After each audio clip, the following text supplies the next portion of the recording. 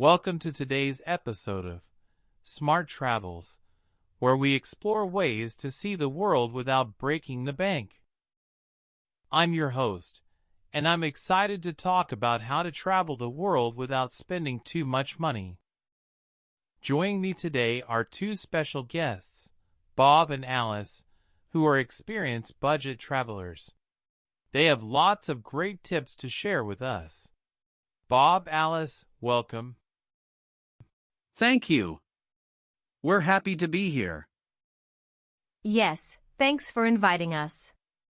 We love sharing our travel experiences, especially tips that help people save money. That's wonderful. Let's get started. Bob, what is your first tip for people who want to travel but don't have a lot of money to spend? The first thing I would say is to plan ahead. It's important to book your flights and accommodation early because prices go up the closer you get to your travel date. If you know when and where you want to go, you can find better deals by booking in advance. Also, if you book your flights a few months early, you often get them for a much cheaper price. Yes, I agree. But another tip is to be flexible with your travel dates. If you don't have to travel on a specific day, you can find cheaper flights or places to stay. For example, flying on weekdays is often cheaper than flying on weekends. And if you travel in the low season, you can save even more money because fewer people are traveling, so the prices are lower. That's very helpful. So, the key is to plan ahead and be flexible. What about where you stay? Do you always stay in hotels? No, not always. Hotels can be expensive, so we usually look for other options. We often stay in hostels or guest houses. Hostels are great because they are much cheaper than hotels, and you can meet other travelers. It's also a good way to make new friends and share travel tips with people who are also exploring the area. Sometimes we stay in Airbnbs, too, especially if we're traveling with friends.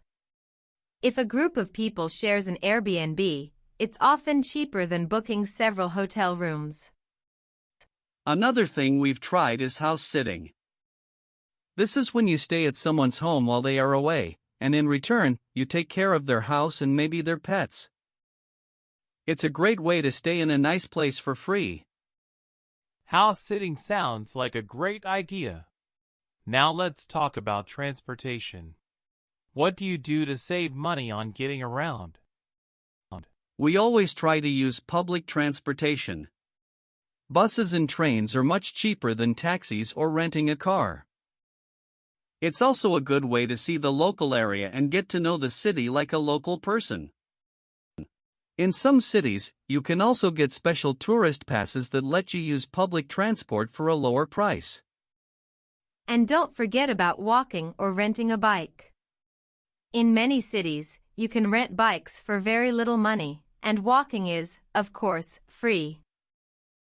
Walking is one of our favorite ways to explore a city because you get to see everything up close, and you can stop anywhere you want. Walking is such a simple but effective way to save money and explore. Now let's talk about food. Eating out can be a big part of travel expenses. How do you save money on food when you're on a budget? That's a great question. When we travel, we don't eat at restaurants for every meal. Instead, we try to cook our own food. If you stay in a hostel or Airbnb, many places have a kitchen where you can make your own meals. We like to go to local markets or grocery stores and buy fresh ingredients to cook. It's much cheaper than eating out all the time, and it can be a fun experience to try local foods by cooking them yourself. Another great way to save money on food is to eat where the locals eat. In many places, you can find delicious and cheap street food. It's much less expensive than eating at restaurants, especially the ones in tourist areas. And street food is often the most authentic food you can try. It's what local people eat every day. I love that tip. Street food is not only cheap, but also gives you a real taste of the local culture. What about activities and sightseeing? How do you keep those costs low? We try to look for free activities whenever we can. Many cities offer free walking tours, which are a great way to learn about the history and culture of the place without spending any money. And lots of museums have free entry days or discounts, especially for students or young travelers. You can save a lot by planning your visit on these special days. And remember, sometimes the best things to do are free. Going for a hike, exploring a park, or just walking around a new city are all great ways to enjoy your trip without spending anything. We also check if there are any local festivals or events happening during our stay. These are often free to attend and can be really fun. That's true. Nature and local events can provide great experiences without any cost. Now, I'm curious about staying connected. How do you manage phone bills when traveling abroad? We always try to avoid expensive international roaming. One of the best things to do is buy a local SIM card when you arrive in a new country. It's much cheaper than using your home phone plan, and you can get data and call people locally at a lower cost. If that's not an option, we stick to Wi-Fi. Many cafes, restaurants, and public places offer free Wi-Fi, and we use apps like WhatsApp or Skype to call friends and family for free. Yes, apps that use Wi-Fi are the best way to stay in touch without spending a lot. We always download offline maps before we go somewhere, so we can use them without needing mobile data. It's a good way to avoid getting lost while also saving money.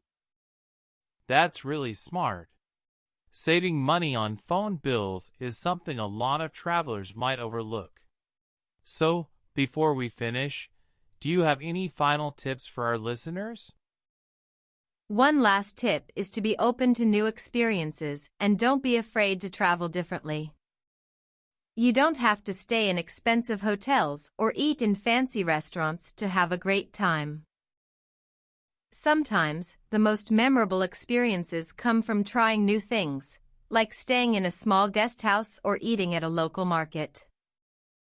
Yes, and remember that budget travel is not just about saving money, it's about finding ways to make the most of your trip. You can have amazing experiences even with a small budget if you're creative and flexible. Fantastic advice.